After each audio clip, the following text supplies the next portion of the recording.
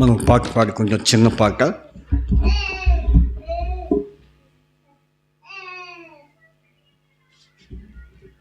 ఒక కీర్తన పాడుకొని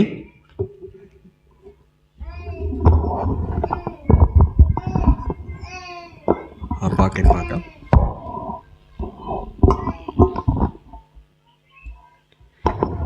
ప్రియ యేసు నిర్మించితివి అన్న పాట మనం పాడుకుందాం. ప్రియ యేసు నిర్మించితివి అనే పాటల పుస్తకంలో దయచేసి చూడండి. ప్రియ యేసు నిర్మించితివి అనే పాట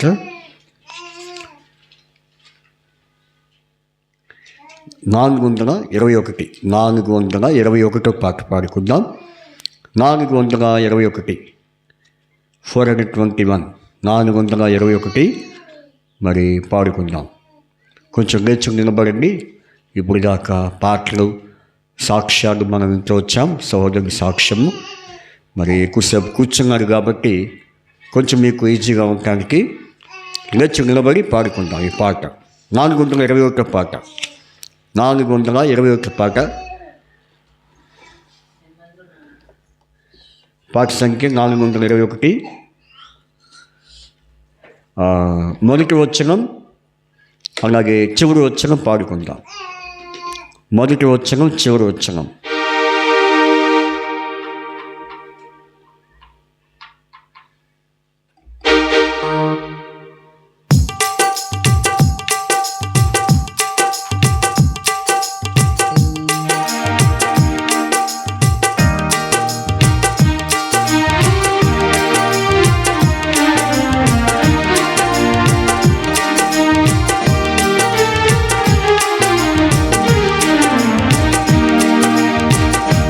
ప్రియ యేసు నిర్మించితివి, ప్రియమార నా హృదయం ఆరవసించునా హృదయాంతరంగమున ముదమారవసించునా హృదయాంతరంగమున నీ రక్త ప్రభావమున నారోత హృదయమును నీ రక్త భావమున నారోత హృదయము కడిగి పవిత్రపరచుము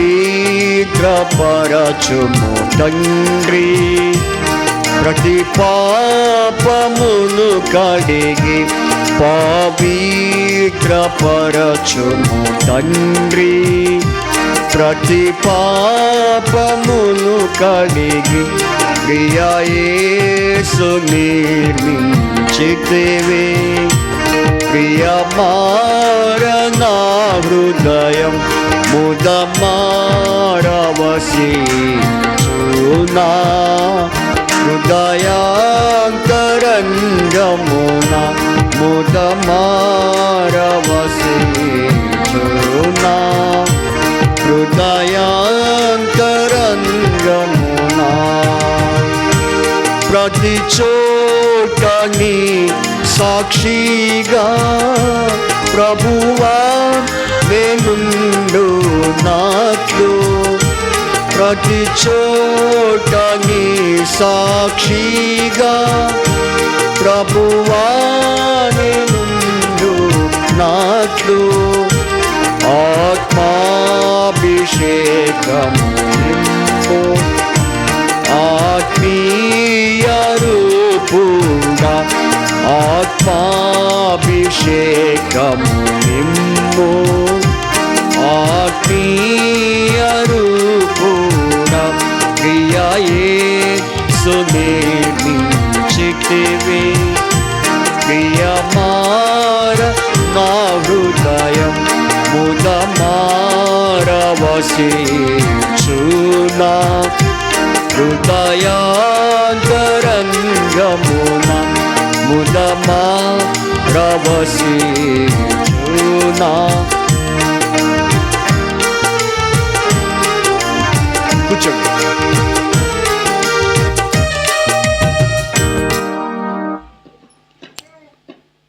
బైబిల్ పైకెత్తి బైబిల్ పాట పాడుకుందాం. మరి క్లుప్తంగా దేవుని వాక్యాన్ని ధ్యానం చేసుకొని ఈ ప్రత్యేక కూడికను ముగించుకుంటాం.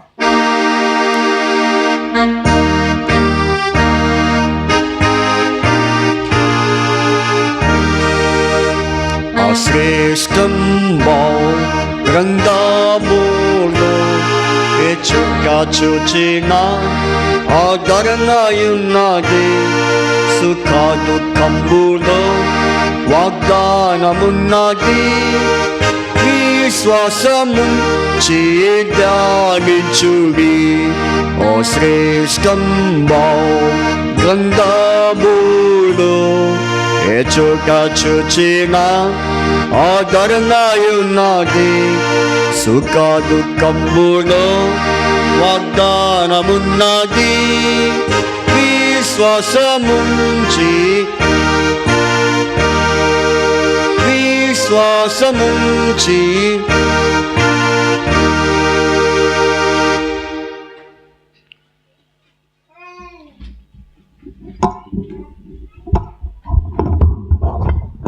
ఈరోజు మరి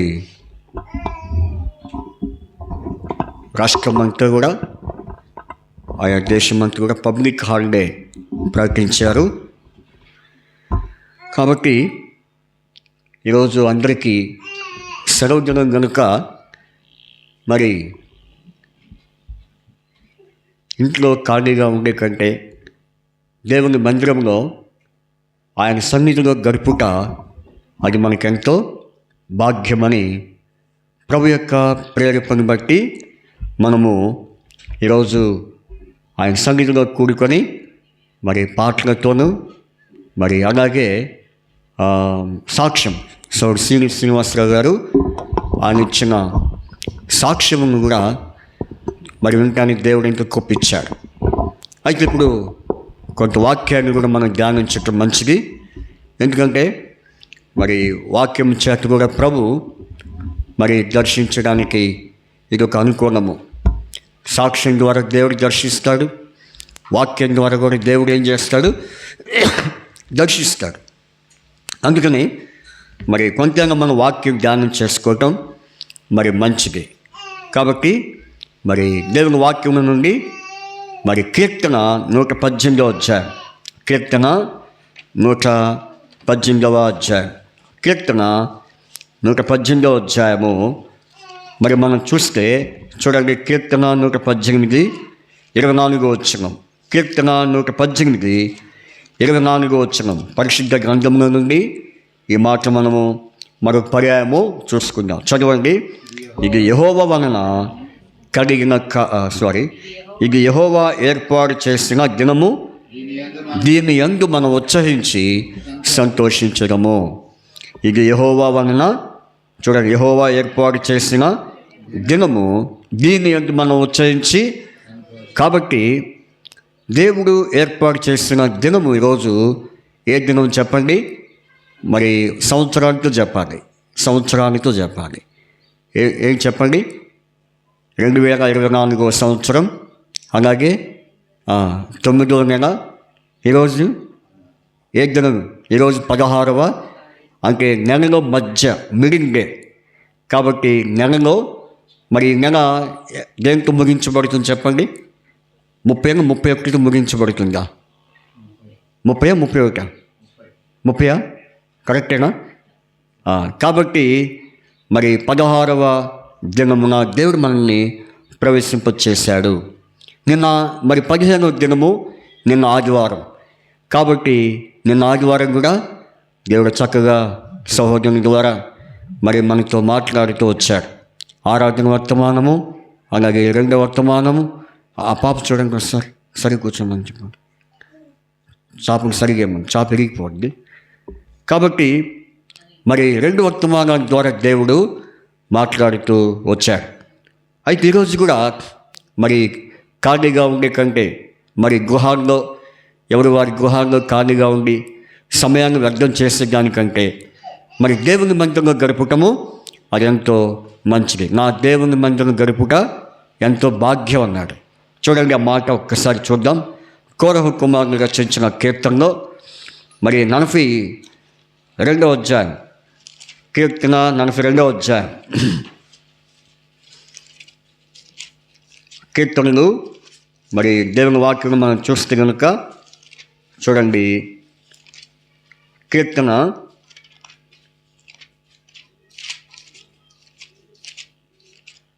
ఆ మాట చూడండి, 84వ అధ్యాయం. నేను ఎంత చెప్పాను?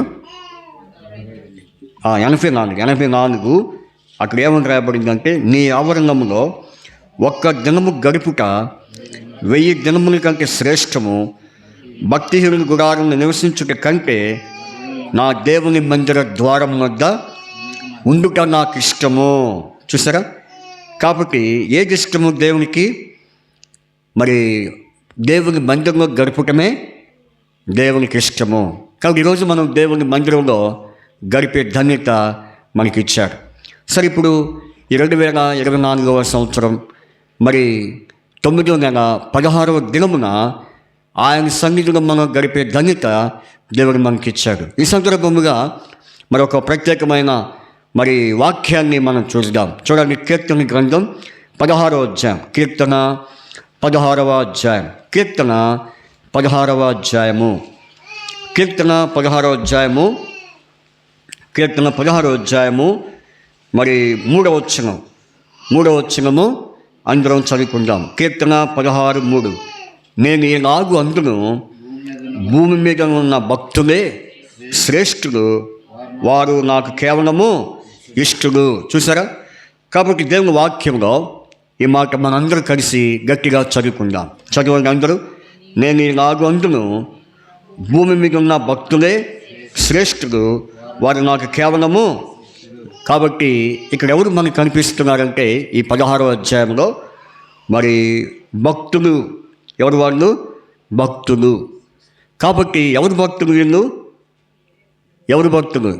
దేవుని యందరి భక్తులు, దేవుని యందరి యెహోవా యందు ఉన్నటువంటి వారు.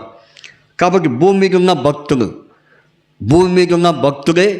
ఆ భక్తులు ఎవరు? దేవుని భక్తులు. అందుకని బైబిల్లో ఒక మాట రాయబడి, దానియేలు గ్రంథము మరి మనం చూస్తే 7వ అధ్యాయం 25వ వచనం, దానియేలు 7:27, దానియేలు 7:25లో చక్కని ఒక మాట రాయబడింది. ఆ రాజు మహోన్నతునికి విరోధముగా మాట్లాడుచు మహోన్నతుని భక్తులను. కాబట్టి ఏ భక్తులు వీళ్ళు? మహోన్నతుని భక్తులు. కాబట్టి మహోన్నతుడు ఎవరు? మన దేవుడు. ఆయన మహాగణుడు, మహా ఉన్నతుడు, మహోన్నతుడు. కాబట్టి భూమి మీద ఉన్న భక్తులు అందరు భక్తులు కాదు. ఎవరి భక్తులు? కాబట్టి భూమి మీద రెండు వర్గాలు కలిగిన భక్తులు ఉంటారంట. భూమి మీద ఎన్ని వర్గాలు కలిగిన వాళ్ళు? ఎన్ని వర్గాలు? ఒక వర్గం మహోన్నతుని భక్తులైతే ఇంకో వర్గం ఉన్నారు. వాళ్ళు ఎవరైతే జెఫన్యా పుస్తకం చూడండి, జెఫన్యా పుస్తకము మరి రాయబడింది 1వ అధ్యాయం 4వ వచనం. ఈ వీళ్ళు ఎటువంటి వర్గానికి చెందిన భక్తులో మనం చూద్దాం. జెఫన్యా పుస్తకము 8వ అధ్యాయం 1-4 చదవండి మీరు. నా హస్తమును యూదావారి మీదను యెరూషలేము నివాసులందరి మీదను చాపి. ఏ భక్తులు వీళ్ళు? దేవతా భక్తులు. ఎవరు వీళ్ళు? కాబట్టి ఏ దేవత? బయలు దేవత. కాబట్టి మహోన్నతుని భక్తులు ఉన్నారు భూమి మీద. ఇంకెవరున్నారు? దేవత యొక్క భక్తులు ఉన్నారు. అంటే భక్తులు అందరూ ఒక రకమైన భక్తులు ఉండరు కదా. అందుకనే మహోన్నతుని భక్తులు, దేవతా భక్తులు. అయితే ఇక్కడ కూర్చుని మనం ఎవరు భక్తులు అని చెప్పుకోవాలి? ఎవరు భక్తులు మనం? ఒకప్పుడు ఏ భక్తుల నుంచి ఏ భక్తులకు వచ్చాం? దేవతల యొక్క భక్తుల నుంచి మహోన్నతుని యొక్క భక్తులోనికి దేవుడు మనల్ని నడిపించాడు.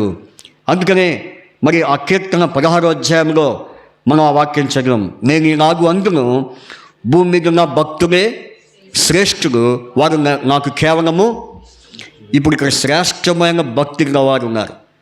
కాబట్టి శ్రేష్టమైన భక్తులు బైబిల్లో లేకపోలేదు. కాబట్టి వారు దేవునికి ఎలాంటి వారంటే ఇష్టలుగా ఉన్నారు. అందుకనే ఈ 16వ దినమున మరి 16వ తారీఖున ఈ 16వ అధ్యాయం ఉన్నటువంటి మాట మీద 2వ వచనం మీద మనము కొన్ని మాటలు మనం చూసుకుందాం. కాబట్టి మనం ఎటువంటి భక్తులుగా ఉండాలి చెప్పండి? మహోన్నతుని భక్తుడు. కాబట్టి మహోన్నతుని యొక్క భక్తులు ఎవరో, అలాగే వారు ఎటువంటి భక్తి గలవారే ఉన్నారు. చూడండి, బైబిల్లో మహోన్నతుని భక్తులు ఉన్నారు. అలాగే మరి రెండవదిగా మహోన్నతుని భక్తులైన వారు ఎటువంటి భక్తి కలిగి ఉంటారు అనేది 2 ప్రశ్నలు మనం జ్ఞాపకం చేసుకుందాం. బైబిల్లో మహోన్నతుని భక్తులైన వారు ఎవరో, అలాగే రెండవది మహోన్నతుని భక్తులైన వారు ఎటువంటి భక్తి కలిగి ఉంటారు అనేది టూకీగా మనం చూసుకుందాం. అయితే నేను ఒక విషయం చెప్పాలనుకున్నాను. ఏంటి ఆ విషయం అంటే, మరి మనందరం ఈరోజు దేవుని సన్నిధిలో గడిపాం. మరి మనం దేవుని సన్నిధికి వచ్చాం. బైబిల్లో ఏముందంటే యెహోషువ 18:1 ఏమని రాయబడింది చెప్పండి? యెహోషువ 18:1 ఏమని రాయబడింది? ఏమని రాయబడింది చదవండి. యెహోషువ 18:1 ఏముంది? ఎన్నోసార్లు మనం చదివాము ఈ మాట, అయినా మీరు మర్చిపోతున్నారు. ఇశ్రాయేలీయులు ఆ దేశమును స్వాధీనపరుచుకున్న తర్వాత ఎవరు? వారందరూ షిలోహుకు ఎక్కడికి కూడా వచ్చారు? షిలోహు కూడా వచ్చారు. కాబట్టి ఎవరు వారందరూ అంటే ఎవరు? పిల్లలు, పెద్దలు, యవనస్తులు. కాబట్టి మనం ఇంకా పాట పాడాం. ఏ పాట? యెరూషలేము గుమ్మములారా అనే పాటలో ఏమని రాయబడింది? పిల్లలు, పెద్దలు, యవనులు వారిని ఆభ్యంతర పరచకూడదని ఉంది. కాబట్టి ఈ రోజున మరి మీరు అందరూ వచ్చారు, ఇంకా కొంతమంది మరి రాగైపోయారు. ఏదైనప్పటికీ కూడా మరి వారు రాగైపోయారంటే మనం విమర్శించడానికి మనం అర్హులు కాదు. ఎందుకంటే అది ప్రభువే వారి విషయంలో ఆలోచన చేయాలి. సరే, వచ్చిన మనము దేవుని సన్నిధిలో వాక్యం వినే భాగ్యము మరొక తరుణము అనుగ్రహించాడు. కొంతమంది ఇంకొక సందేహం, ఇంకొక అనాలోచన ఏంటంటే, నిన్న ఆదివారం కదా, నిన్నంత మందిరంలో ఉన్నాము, మరి ఈరోజు కూడా ఎక్కడ కూర్చుంటాములే, ఈరోజు కూడా ఏం పోతాములే అన్న కొంతమంది మరి ఈరోజు రాకపోవచ్చేమో. ఇంకొక ఆలోచన ఏంటంటే, సరే ఈరోజు మనం కొంతమంది ఇంకొక ఆలోచన, సరే సోమవారం వచ్చాము, సోమవారం కూడికని చెప్పాడు, రేపు కూడా ఏముంది? సంఘ ప్రార్థన ఉంది. రేపేముంది? అంటే సంఘ ప్రార్థన కాకుండా సోమవారం రావచ్చు అనే వాళ్ళు కూడా ఇక్కడ కూర్చున్న వాళ్ళు కొంతమందికి ఉంటుంది ఆలోచన. ఆదివారం వచ్చిన వాళ్ళు ఏమో సోమవారం రాకపోతే ఏమైంది అనుకుంటున్నారు. సోమవారం వచ్చిన వాళ్ళు రేపు సంఘ ప్రార్థనకి పోకపోతే ఏం కాదులే అన్న అనాలోచన సాతానుడు అనేకునికి కలుగు చేస్తున్నాడు. ఏదైనప్పుడు కూడా దేవుని కార్యాల్లో ఎలా ఉండాలి? మనము మరి ఎంతో నమ్మకంగా ఉండాలి, దేవుని కార్యాల్లో పాల్పొందాలి. సరే, ఇప్పుడు ఈ 16వ అధ్యాయంలో మరి ఈ వాక్యాన్ని చదివి ఒకసారి మన వర్తమానంలోనికి ప్రవేశిద్దాం. కీర్తన 16వ అధ్యాయం. కీర్తన 16వ అధ్యాయంలో మరి చూడండి, అమ్మ ఆ బిడ్డని జారి పడేస్తారు చూడండి, మళ్ళీ అటు పోయారు, గబకి కింద పడేస్తారు వాళ్ళు. చూడండి 16వ అధ్యాయము 3వ వచనం. నేను ఈనాడు అందును భూమి మీద ఉన్న భక్తులే. ఇప్పుడు ఎవరున్నారు భూమి మీద? భూమి మీద ఉన్నటువంటి భక్తులు ఎవరు? వారి పేర్లు మనం మరి ధ్యానించబోతున్నాం. రెండవది, మనము ఎటువంటి భక్తి గలవారమై ఉండాలి. ఈ 2 ప్రశ్నలకు మనం ఈరోజు వర్తమానము ధ్యానం చేసుకుందాం. కాబట్టి భూమి మీద ఉన్న భక్తులు ఎవరో వాటిని మనము మరి గుర్తు చేసుకుందాం. చూడండి, మొట్టమొదటిగా భూమి మీద ఉన్నటువంటి భక్తులు మరి 2వ దినవృత్తాంతములు మన పితరులైనటువంటి వారిని మనం గుర్తు చేసుకుందాం. 2వ దినవృత్తాంతములు 6వ అధ్యాయము 42వ వచనం. 2వ దినవృత్తాంతములు 6వ అధ్యాయం 42వ వచనం. అందరము చదువుకుందాం. Page number 364. Page number 364. 2వ దినవృత్తాంతములు 6వ అధ్యాయం 12వ వచనం. చదవండి అందరూ. దేవా యెహోవా, నీవు నీ చేత అభిషేకము నొందిన వానికి పరమానుకుడవై ఉండకము. నీవు నీ భక్తుడైన దావీదునకు వాగ్దానం చేసిన కృపను జ్ఞాపకము చేసుకునము. నీవు నీ భక్తుడైన దావీదుకు వాగ్దానం చేసిన కృపను జ్ఞాపకము చేసుకునము.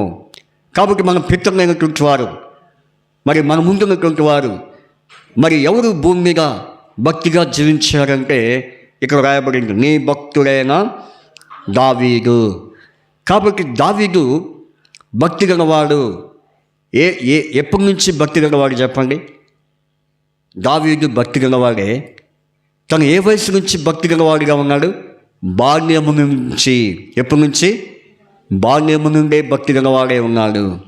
ఎందుకంటే బాల్యంలోనే ఒక మాట వాడాడు. ఏం మాట చెప్పండి? బాల్య దశలో ఉన్నప్పుడే దావీదు చక్కని మాట వాడాడు. ఏ మాట అది? సరే చూడండి. సమూయేలు గ్రంథం, సమూయేలు 17వ అధ్యాయం. మొదటి సమూయేలు 17వ అధ్యాయం. మొదటి సమూయేలు 17వ అధ్యాయంలో మరి ఇక్కడ మనం చూస్తే కనుక చూడండి, మరి సౌలు ఏమన్నాడంటే నీవు బాలుడవి అని అన్నాడు. ఏమన్నాడు? గొలియాతుని ఎదుర్కోవడానికి పోతున్నప్పుడు ఏమన్నాడంటే సౌలు, నువ్వు బాలుడివయ్యా అని అన్నప్పుడు ఆ బాలుడైన దావీదు ఏమన్నాడు చూడండి ఒక మాట. 46వ వచనం. 46 46 చదవండి. ఈ దినమున యెహోవా నిన్ను నా చేతికి అప్పగించును, నేను నిన్ను చంపి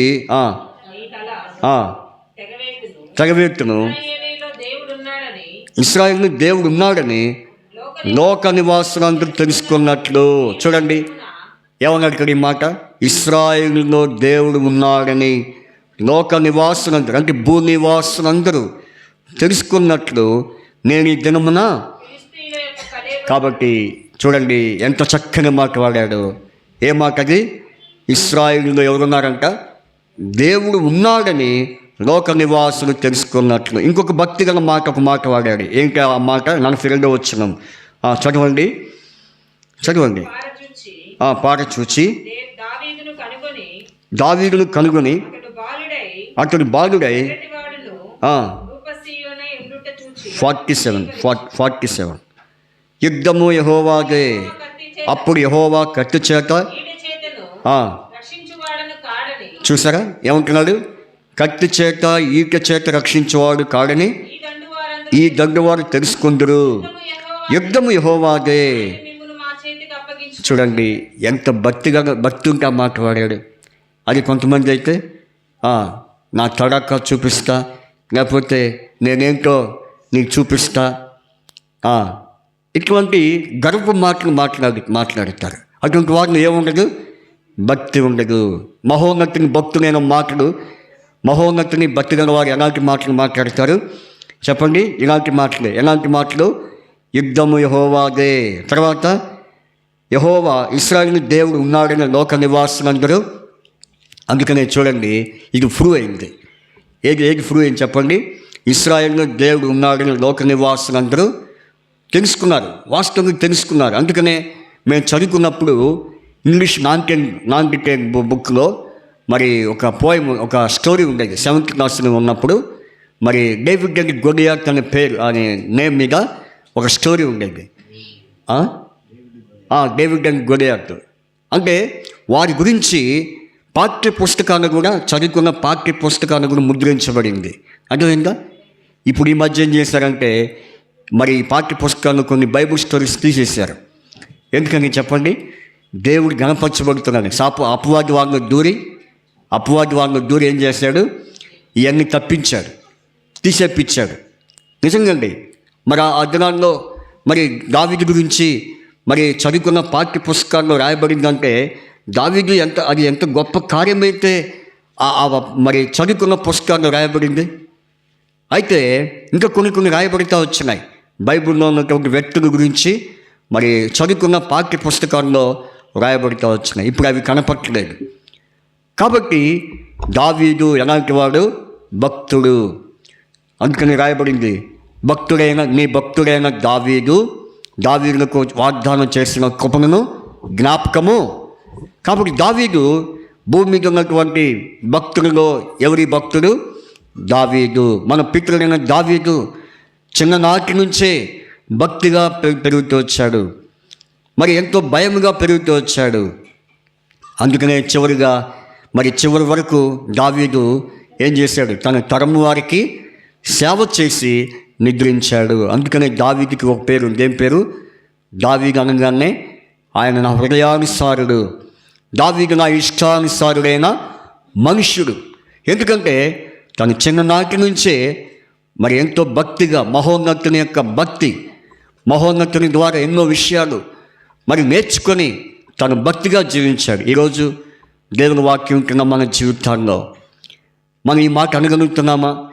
ఏదైనా ఒక సందర్భం వచ్చినప్పుడు దేవుని దయ ఉండాలి, లేకపోతే దేవుని చిత్తం ఉండాలన్న మాట మనం అంటున్నామా? కొంతమంది సహజంగా మాట్లాడేటప్పుడు అది నేను చేయగలుగుతాను, లేకపోతే చేయగలిగే సామర్థ్యం నాకుంది అని చెప్పుకుంటాం. దేవుడు లేకుండా మనం ఎవరేమీ చేయలేం. అందుకనే బైబిల్లో యేసు ప్రభు ఒక మాట అన్నాడు. యోహాను సువార్త 15వ ఏమన్నాడు బ్రదర్? మీరు నాకు వేరుగా ఉండి ఏమీ చేయలేరు. చూడండి అన్నమాట. యోహాను సువార్త 15వ అధ్యాయం. యోహాను సువార్త 15వ అధ్యాయంలో నాకు వేరుగా ఉండి మీరేమీ చేయలేరు. 5వ వచనం ఎవడు నా యందు నిలిచి ఉండునో, నేను ఎవని యందు నిలిచి ఉండునో వాడు బహుగా ఫలించును. నాకు వేరుగా ఉండి మీరేమీ. ఈ మాట ఎవరన్నారు? యేసు ప్రభు అన్నాడు. దేవునికి వేరుగా ఉండి మరి ఒకవేళ దావీదు ప్రయత్నం చేస్తే గొలియాతుని జయించేవాడేనా? చెప్పండి. ప్రతిదీ కూడా ఏమంటున్నాడు? యుద్ధం యెహోవాదే, లేకపోతే మరి సమస్తము ఆయనే చూచుకొనును, లేకపోతే ఇంకో మాట అన్నాడు. ఏమన్నాడు? ఇశ్రాయేలు దేవుడు ఉన్నాడని భూలోక నివాసులందరూ తెలుసుకున్నట్లుగా. ఇవన్నీ కూడా భక్తితో కూడిన మాటలు, భక్తిగల మాటలు. ఏ మాటలు ఇవి? భక్తిగల మాటలు. ఈనాడు దేవుని బిడ్డగా, విశ్వాసిగా నీ నోట్ల నుంచి ఎలాంటి మాటలు వస్తున్నాయి? భక్తిగల మాటలు వస్తున్నాయా? భక్తిహీనమైనటువంటి మాటలు వస్తున్నాయా? అందుకనే పరీక్ష చేసుకుందాం. ఈ వ్యక్తి ఎవరు? దావీదు. రెండవ వ్యక్తి చూడండి. రెండవ వ్యక్తి, ఒక్కొక్క వ్యక్తి గురించి మనం ఎక్కువగా ధ్యానించలేము కాబట్టి జస్ట్ టూకీగా మనం ధ్యానించుకుంటూ వస్తున్నాం. రెండవ వ్యక్తి ఎవరంటే భూమి మీద ఉన్నటువంటి పని చేయట్లా, ఆ ఫ్యాన్ ఏంటంటే అదే ఆ స్విచ్ ఏంటి అక్కడ. కాబట్టి చూడండి, దానియేలు గ్రంథం, దానియేలు పుస్తకము 6వ అధ్యాయం 23వ వచనం. దానియేలు పుస్తకము 6వ అధ్యాయం 23వ వచనం. ఈ వ్యక్తి ఎవరో మనం చూద్దాం. 6వ అధ్యాయము 23వ వచనం చదవండి. రాజు ఇందును గూర్చి సంతోషభరితుడై దానియేలును గుహలో నుండి పైకి తీయుడని ఆజ్ఞయగా బంట్రౌతులు దానియేలును బయటికి తీసిరి. అతడు తన దేవుని యందు భక్తి గలవాడైనందున అతనికి ఏ హానియు. చెప్పండి. అందరూ చెప్పండి. అతడు తన దేవుని యందు భక్తి గలవాడైనందున అతనికి ఏ హానియు కలగలేదు. ఎవరి వ్యక్తి? మొదటి వ్యక్తి ఎవరు? దావీదు. ఎలాంటి వాడు? భక్తి గలవాడు. ఏ విషయంలో భక్తి గలవాడు? మాటల యందు, నేర్పరి యందు ఎలాంటి వాడు? భక్తి గలవాడు. కాబట్టి మాటల యందు, నేర్పరి యందు భక్తిగా జీవించాడు. కనుకనే దావీదును దేవుడు ఏం చేశాడు? ఆశీర్వదించాడు. ఎంతగా ఆశీర్వదించాడు? దావీదు యొక్క గోత్రం నుంచి యేసు ప్రభు పుట్టినంతగా ఆశీర్వదించాడు కదా. నిజంగా దావీదు కుమారుడు అంటారా, యెషయా కుమారుడు అంటారు యేసు ప్రభుని? యేసు ప్రభుని ఏమంటారు? దావీదు కుమారుడైనా యేసు అంటే చూడండి ఎంతగా ఆశ్రయించబడ్డాడో. ఎందుకంటే దావీదు అన్ని విషయాల్లో భక్తిగా జీవించాడు. కాబట్టి నీవు కూడా ఆ విధంగా నీలో నుండి ప్రభు రావాలి అంటే, నీలో నుండి ప్రభు కనిపించాలంటే నీ మాటలు, నీ నేర్పర్యందు ఏం కనిపించాలి చెప్పండి? ఏం కనిపించాలి? ఏం కనపడాలి చెప్పాలి? యవనస్తుడు ఏం కనపడాలి? దావీదులో ఏం కనపడింది? పుట్టోడు దావీదు ఎలా కనపడుతున్నాడు? చూడడానికి పొట్టోడుగా, చిన్నోడుగా, చూడడానికి పొట్టోడే కానీ గెట్టోడే. అందుకనే సామెత ఉంది, పొట్టోడు గెట్టోడు అంట. అయితే చూపునికి చిన్నోడే కానీ భక్తి గలవాడు, నేర్పరి, మాట్లాడేది భక్తి, నేర్పరేది భక్తి. అందుకనే దావీదుని దేవుడు ఏం చేశాడు? ఆశీర్వదించాడు. రెండవదిగా మనం చూస్తే దానియేలు. ఎవరు? దానియేలు. ఈ దానియేలు ఎవరంటే భక్తి గలవాడైనందున, నిజంగా ఎంత భక్తి గలవాడంటే దానియేలు, ఏ విషయంగా భక్తి గలవాడంటే తను పవిత్రమైన జీవితం జీవించడానికి భక్తి గలవాడు. ఎందుకంటే తన ముందు ఎన్నో ఉంచారు, ఆహార పదార్థములు ఎన్నో చూపించారు. నేత్రాశ ఏంటి? దావీదు ముందు అన్నీ దానియేలుకి అన్నీ మరి ఇష్టమైనట్టుగా, మరి అన్నీ రమ్యమైనట్టుగా అన్నీ చూపించారు. కానీ దానియేలు ఇష్టపడ్డాడు వాటి మీద. వాటిని ఏమన్నాడు? ఇవి నాకు అవసరం. అక్కడేమో సౌలు అన్నీ చూపించాడు. ఏం చూపించాడు? ఆయుధాలు వేసుకోమన్నాడు దావీదుని, అన్నీ వేసుకోమన్నాడు. ఇవి నాకు వాడుక లేవన్నాడు. ఇప్పుడు దానియేలు కూడా ఏమంటున్నాడు చూడండి. దానియేలు గ్రంథము చూడండి. దానియేలు చదవండి పెద్దారు.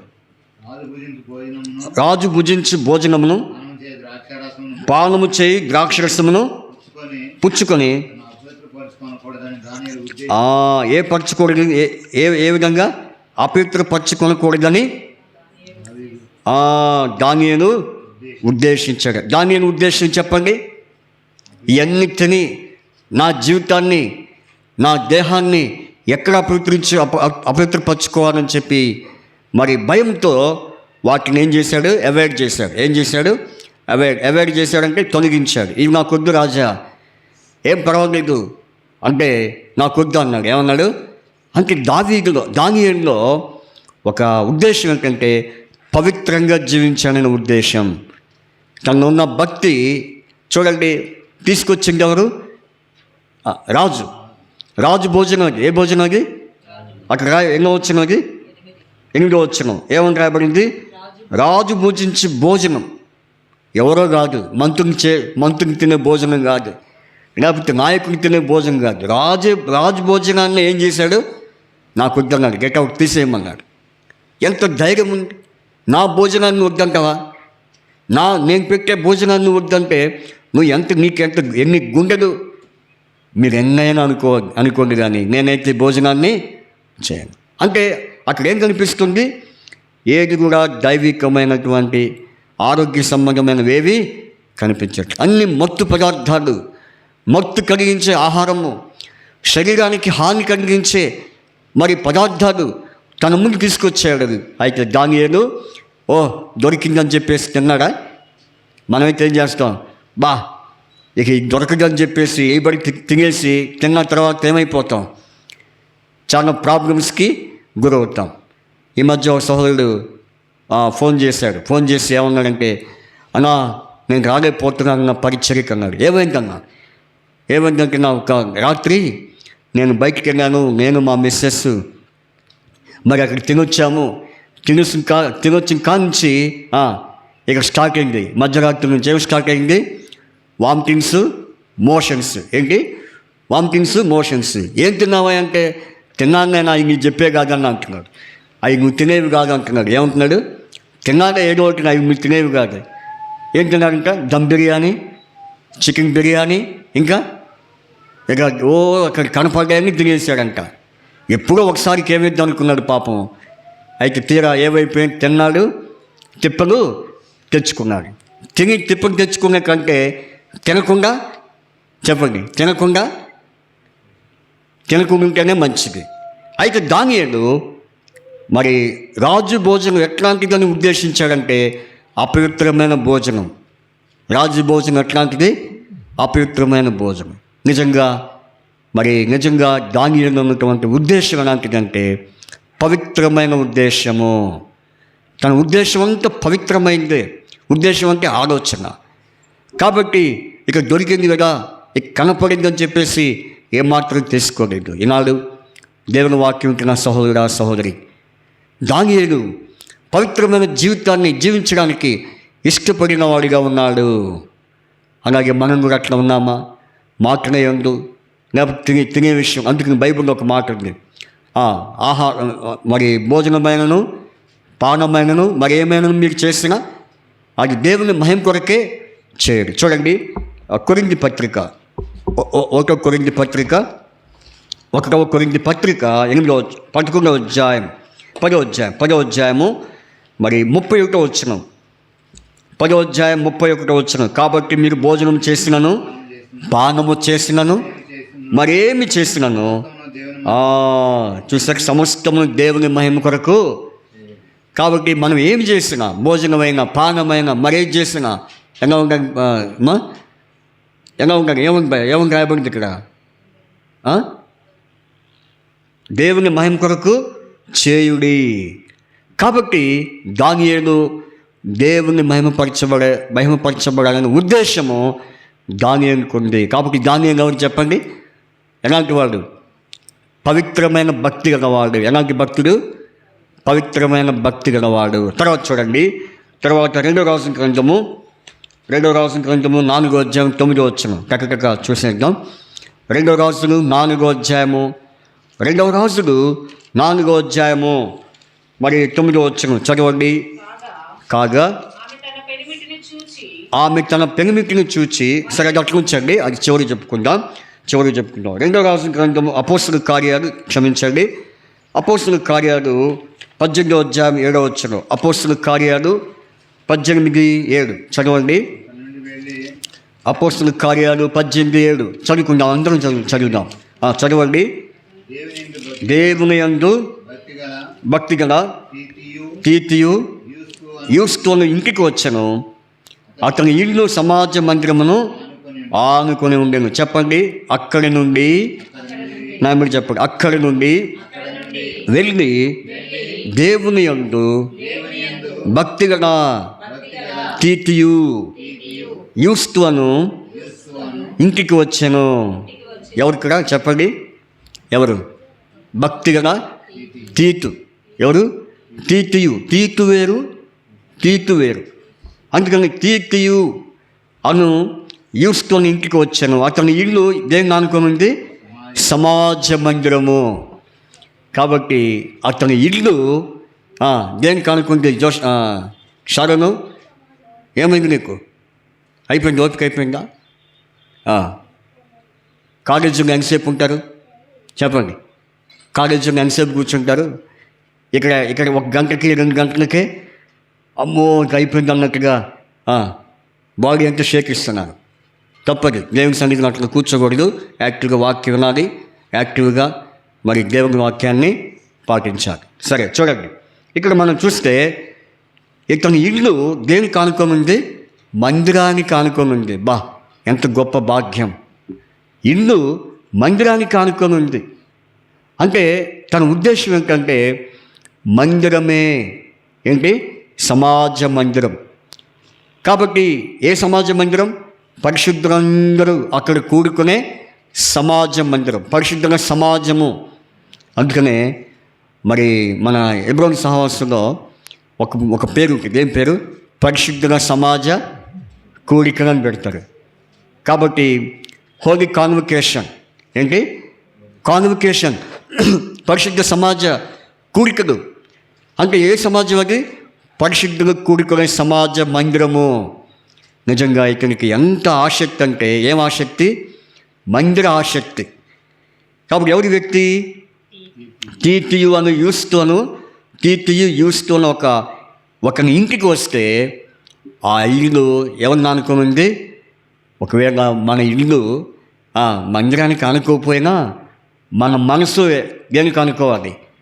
చెప్పండి. మన మనసు దేవుణ్ణి, మన హృదయము దేవునికి ఆనుకోవాలి. కాబట్టి ఇది భక్తి. కాబట్టి మొట్టమొదటి దావీదు, రెండవది దానియేలు, మూడవది ఈ భక్తి. ఎవరి వ్యక్తి? ఈ వ్యక్తి భక్తి గల వ్యక్తి ఎవరు? తీతు యూస్టును మనుష్యుడు. ఇతని ఉద్దేశం ఏంటంటే మందిరమే తన యొక్క జీవితం. కాబట్టి నీ మందిరం నుండి నివసించేవారు ధన్యులు.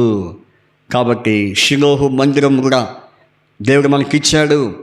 ఈ షిలోహు మందిరంలో మరి దేవుడు అందరినీ ఆయన ఆహ్వానిస్తున్నాడు. ఈ షిలోహు మందిరానికి దేవుడు అనేకునికి ద్వారం చూపిస్తున్నాడు.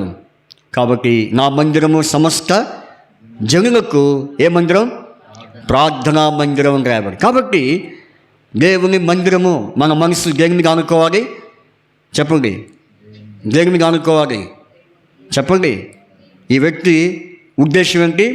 మందిరమే నా ఇల్లు. దేనికి అనుకోవాలి? దేవుని మందిరానికి అనుకోవాలి. నేను ఒకసారి కొన్ని స్థలానికి వెళ్ళినప్పుడు బాగా వినండి. కొన్ని ప్రదేశాలకు వాక్యం చెప్పినప్పుడు పోయినప్పుడు అన్న ప్రార్థన చేయడానికి రండి అనేవాళ్ళు. ఏమంటారు? నేను అంటాను ఎంత దూరం మీ ఇల్లు అంటే, ఎంత దూరం ఎంత పక్కన, అది కనపడట్లేగా. ఏమంటారు? పక్కనేనన్నా, ఈ మందిరం అనుకునే మా ఇల్లు, ఈ మందిరం అనుకునే మీరంటే ధన్యులమ్మా అని అనేవాళ్ళు.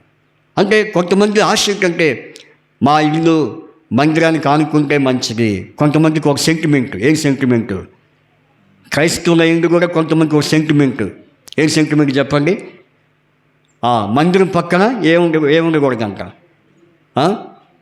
దేవాలయాల పక్కన ఇల్లు ఉండకూడదంట. ఏమైనా రాసిపడింది? బైబిల్ ఏమైనా రాసిందా? ఎందుకని? దాని నీడ మందిరం నీడ పడకూడదంట. మందిరం నీడ పడితే ఏమైందంట? కలిసి రాదంట. ఏం రాదు? బైబిల్లో దేవుడు అని చెప్పాడా? చెప్పండి. ఈ రోజుల్లో దేవుని నమ్ముకున్న మన వాళ్ళు కూడా అది సిద్ధాంతం పాటిస్తున్నారు. మనమే ఇతరులకు చెప్పాల్సింది పోయి మనమే మందిరం పక్కన ఉంటే మనకి నీడ పడిద్దేమో, లేకపోతే ఆ నీడ మన మీద పడితే మనకి కీడ వచ్చిద్దేమో. ఇవన్నీ ఏ సిద్ధాంతాలు చెప్పండి? లోక సిద్ధాంతాలు. ఆ మధ్య ఒకసారి ఒక ఆయన ఇట్లాగే ఈ మందిరం ఎదురుకు ఒక ఆయన ఉన్నాడు. ఆయన పేరు చెప్పడం మంచిది కాదు. ఆయన ముందు ఆయన ఉన్నాడు. తప్ప ఆయనదేం కాదులేండి. తప్ప ఆయనదేం కాదు. ఆయనే ఉన్నాడు. సరే, ఇక్కడ ప్లేస్ కొన్న తర్వాత మరి మనం ఈ ప్లేస్ కొన్న తర్వాత మరి కొన్నానికి ఆయన ఏం చేశాడు? వెళ్ళిపోయాడు. ఏమైపోయాడు? వెళ్ళిపోయాడు. ఎక్కడికో దూరం పోయాడు. మేడుకుంటూ శివారికి వెళ్ళిపోయాడు. తర్వాత తెలిసిన వార్త ఏంటంటే ఆయన ఏ ఉద్దేశంతో పోయాడంట? ఈ నీడ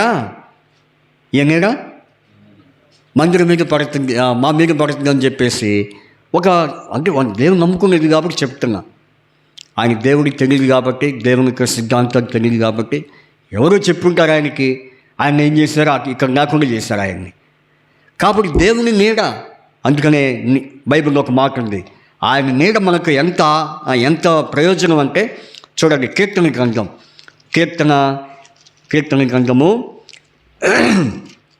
91. కీర్తన 91. మహోన్నతుని చాటున నివసించువాడే సర్వశక్తుని నీడను విశ్రమించువాడు. ఆయనే నాకు ఆశ్రయము, నా కోట, నేను నమ్ముకున్న నా దేవుడని నేను యెహోవాను గూర్చి చెప్పుచున్నాను. సర్వశక్తుని నీడ. ఏ నీడ?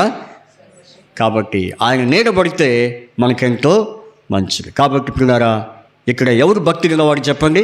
ఈ వ్యక్తి ఎవరు? తీతు. ఫస్ట్ ఎవరు? దావీదు. రెండో వ్యక్తి ఎవరు? దానియేలు. మూడో వ్యక్తి ఎవరు? తీతు. ఇతని యొక్క ఉద్దేశం ఏంటి? మందిరమే, దేవుని ప్రజలే నాకు స్వాస్యము, మందిరమే నాకు స్వాస్యము. ఈ లోకంలో ఏమున్నా, నాకు ఏది ఉన్నా, వాటన్నిటికంటే ముఖ్యము నాకు మందిరమే. నిజంగా మందిరం మీద ఎంత మనసుందో చూడండి. దేవుని మందిరం ప్రేమించేవారు వర్ధిల్లుదురు. ఏమని రాయబడింది? కాబట్టి ఆయన మందిరాన్ని ప్రేమించేవారు వర్ధిల్లుతారు. అలాగే వాక్యం వింటున్నాను. నీవు నీ జీవితంలో దేవుని మందిర విషయంలో నీ ఆలోచన ఏంటి? నీ ఉద్దేశం ఏంటి? నీ కొరకు ఏర్పాటు చేసిన మందిరం, నీ కొరకు సిద్ధపరిచిన ఈ మందిరాన్ని నువ్వేం చేయాలి?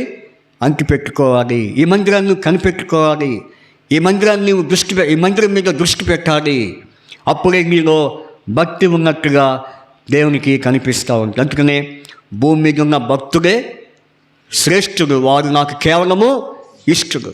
కాబట్టి ఇది మూడో విషయం. అయితే నాలుగో విషయం చూడండి. రెండవ రాజుల గ్రంథము 4:9. రెండవ రాజులు చదవండి. రెండవ రాజులు చదవమ్మా. లేకపోతే ఇందాక చెప్పారు కదా, అది చివరి వచ్చామని చూసుకుందాం. అదే రెండవ రాజుల గ్రంథము చూడండి. రెండవ రాజుల గ్రంథము 4వ అధ్యాయం 2వ వచనం. ఎలీషా, నా వల్ల నీకేమి కావాలను? కాదమ్మా, 4వ అధ్యాయం 1వ వచనం. అంతట ప్రవక్తల శిష్యులలో ఒకని భార్య, నీ దాసుడైన నా పెనిమిటి చనిపోయాను. కాబట్టి ఇక్కడ ఒక ఆయన ఉన్నాడు. ఎవరు ఆమె? ప్రవక్తల శిష్యులలో ఒకని భార్య. ఎవరా ప్రవక్తల శిష్యులు? రాయబడిందా? సరి కూర్చోమ్మా, సరి కూర్చోవాలా. ప్రవక్తల శిష్యులలో ఒకని భార్య ఏమంటుంది? నీ దాసుడైన నా పెనిమిటి చనిపోయాను. అతడు ఎట్లాంటి వాడు? యెహోవా యందు అంటే ఎవరి వ్యక్తి పేరు రాయలేదు కానీ ఒకని భార్య భర్త ఏమైపోయాడు? చనిపోయాడు. ఎందుకు చనిపోయాడు రాయబడింది అక్కడ? ఎందుకు చనిపోయాడు రాయబడిందా? ఈ రోజుల్లో చనిపోతే ఎందుకు చనిపోయాడు అడిగితే ఏం చెప్తారు? ఎందుకు చనిపోయాడు అంటే ఏం చెప్తారు? హార్ట్ అటాక్ వచ్చిందో, లేకపోతే ఎవరు పాడైపోయి తాగి లోపలన్నీ పాడైపోయాయండి, అందుకే నా భర్త చనిపోయాడండి. ఇంకా ఏం చెప్తారు? ఎన్నో కారణం చెప్తారు. అయితే ఇక్కడ ఏ కారణం లేదు కానీ ఆ వ్యక్తి గురించి ఒక కారణం ఉంది. ఏ కారణము? చనిపోయిన పెనిమిటి ఎలాంటి వాడంట? భక్తి గలవాడు. నిజంగా భార్య భర్త గురించి ఏం చెప్తుంది? భక్తి గలవాడు. ఎవరండి? భక్తి గల పెనిమిటి. ఈ రోజున మరి బైబిల్లో ఒక మాట రాయబడింది, మనందరికీ తెలుసు. ఎఫెసీ 5వ అధ్యాయంలో ఏమని రాయబడింది? పురుషుడు చెప్పండి, స్త్రీ తన భర్తకు ఏమనుంది? శిరస్సు. ఏమనుంది? శిరస్సే ఉన్నాడు. కాబట్టి స్త్రీకి పురుషుడు శిరస్సు. అలాగే ఇప్పుడు ఇక్కడ మనం చూస్తే, జాగ్రత్తగానండి, ఇక్కడ చూస్తే ప్రవక్తల శిష్యుల్లో ఒకని భార్య, ఆ భార్య యొక్క పెనిమిటి చనిపోయాడు. నిజంగా మరి ఆమె ఏమనుకుంటుందంటే, నా భర్త ఎలాంటి వాడు? భక్తి గలవాడు. శిరస్సైన నా భర్త భక్తి గలవాడు, మరి చనిపోయాడు అని చెప్తా ఉంది. నిజంగా మరి మనం అట్లా చెప్పగలుగుతున్నామా? కనుక మన గురించి ఎవరైనా చెప్పగలుగుతున్నారా? మనం ఇంట్లో వాళ్ళ గురించి చెప్తున్నామా? చూడండి, ఇంట్లో భర్త గురించి ఏమని చెప్తుంది? దుర్మార్గుడు అని చెప్తుందా? చెప్పండి. నా భర్త దుర్మార్గుడు, నా భర్త పనికిమాలినోడు, లేకపోతే వాడు చండాలుడు అని అంటుందా? ఏమంటలేదు. భక్తి గలవాడు. ఏ భక్తి? యెహోవా యందు భక్తి గలవాడు, దేవుని యందు భక్తి గలవాడు. ఈనాడు పిల్లరా, భార్యలైన వారు మీ భర్తలకు ఏం చేయాలి? భక్తి నేర్పించాలి. ఒకవేళ వాళ్ళకి భక్తి లేకపోవచ్చు, కానీ మీరే వారికి భక్తి నేర్పిస్తే వారు ఏమవుతారు? భక్తుడు అవుతారు. ఏమవుతారు? భక్తుడు. కాబట్టి వారు కూడా ఒక మంచి ఉద్దేశంతో ఏం చెప్తారు? నా భార్య మంచి భక్తిపరురాలు అని చెప్పుకుంటారు. ఏం చెప్పుకుంటారు? నా భార్య మంచి భక్తిపరురాలు అని చెప్పుకుంటారు. ఇప్పుడు ఎవరి గురించి చెప్పుకుంటుంది? చెప్పండి, ఎవరి గురించి చెప్పుకుంటుంది? భార్య భర్త గురించి ఏం చెప్తుంది? గ్రేట్, నా భర్త చాలా గ్రేట్. ఏం గ్రేట్? భక్తి గలవాడు. ఒకవేళ మంచోడైనా, పిచ్చోడైనా, హెచ్చోడైనా కొంతమంది భక్తి గురించి ఏం చెప్తారు? చెప్పండి, చెప్పండి, చెప్పండి. కొంతమంది నేను వింటా ఉంటా, మా ఇంటాయన గురించి నీకేం తెలుసు బాబు అంటారు. ఏమంటారు? మా ఇంటాయన గురించి నీకేం తెలుసు, ఆయన ఎట్లాంటి నీకు తెలుసా? ఆయనకి మంది పేర్లు పెడతారు. ఏం పేర్లు? అబ్బో, ఏం పేర్లు పెడతారు. చూడండి, అప్పుడు వాడికి ఏమవుతుంది? ఒరే నాయన, ఏంట్రా వీళ్ళు మందిరానికి వెళ్తున్నారు కానీ ప్రార్థనకి వెళ్తున్నారు కానీ, వాక్యం వింటున్నారు కానీ, ఇదేనా వారు నేర్చుకునే భక్తి ఇదేనా అనుకోరు? చెప్పండి, అనుకోరు భక్తులు. అందుకనే భక్తులకు భక్తి నేర్పించు, వారు నీ గురించి ఏం చెప్పాలి? భక్తి గల భార్య అని చెప్పుకో. అంటే ఒకరి ఏడగా ఒకరు. దీని ఉద్దేశం ఏంటి చూడండి అన్నమాట. చూడండి, ఎఫెసీ పత్రిక 5వ అధ్యాయం, ఎఫెసీ పత్రిక 5వ అధ్యాయంలో ఈ మాట మనం చూద్దాం.